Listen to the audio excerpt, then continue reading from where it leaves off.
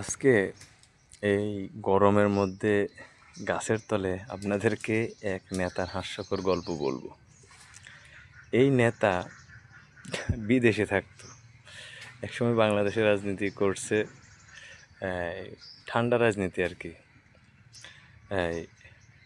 রিয়ার side attacking midfield বলে যেটাকে আর কি, পিছনের থেকে সবসময় আক্রমণে থাকে, এরকম টাইপের নেতা আর কি। কিন্তু এমনিতে পরিচয় দেয় সবসময় সামনের সারির। তো এই নেতা হঠাৎ দেশে আসলো, আসার পর উনি আমাকে ডাকার পর উনি কী করলো, অন্য এক নেতার সম্পর্কে আমার থেকে জানতে চাইলো। মানে চালাকিটা বুঝেন, যে অন্য এক নেতার সম্পর্কে আমার থেকে উনি বিস্তারিত জানতে চাইলো। মানে আমাকে এমন ভাব করলো যে উনি ওই নেতার বিরোধী। আমার কাছ থেকে শুনতে চাইলো আমি কোনো রাজনৈতিক দল করি কি না, স্পেশাল একটা এজেন্ডার কথা বললো যে ওই এজেন্ডার সাথে আমি জড়িত কি না।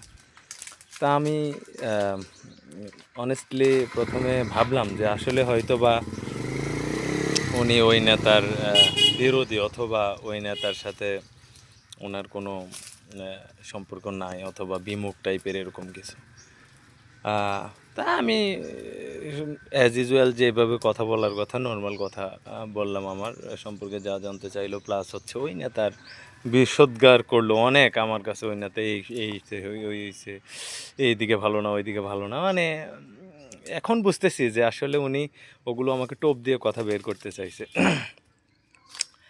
তো বিভিন্ন কথা আমি মনে হয় একটা ছুটি কাটানোর পর মেবি 1 মাস অথবা 2 মাস পরে আবার ঘুরে গেলাম। তো যে দেখি উনি সেই নেতার মানে ডাই হার্ড ফ্যান, আর হচ্ছে অল টাইম একত্রে চলাফেরা, খাওয়া দাওয়া, কথাবার্তা। এখন আমি তো অবাক হয়ে গেলাম, নিজে নিজে আল্লাহকে অসংখ্য ধন্যবাদ দিলাম যে আল্লাহ আমাকে আপনি কিভাবে বাঁচাইলেন, যে এরকম একটা বিপদ থেকে আমাকে বাঁচাইলেন, যে আমাকে উনি এমনভাবে ওই নেতার বিরুদ্ধে বলে আমার কাছ থেকে কথা বের করে নিতে চাইলো। অথচ দিন শেষে দেখি এই একই মানে ওনারা এক পাতে খাবার খাচ্ছে, একই হুন্ডায় ঘুরতেছে। তো আপনাদের উদ্দেশ্যে এই ঘটনা থেকে একটা শিক্ষা, কেউ আপনাকে যখন আইসা অন্যের বিরোধিতামূলক কথা বলবে, অথবা অন্যের বিরুদ্ধে কথাবার্তা বলে ওর সম্পর্কে আপনার কাছ থেকে জানতে চাইবে, অথবা আপনার মনোভাবগুলো শুনতে চাইবে, খুব সাবধান থাকবেন ভাই।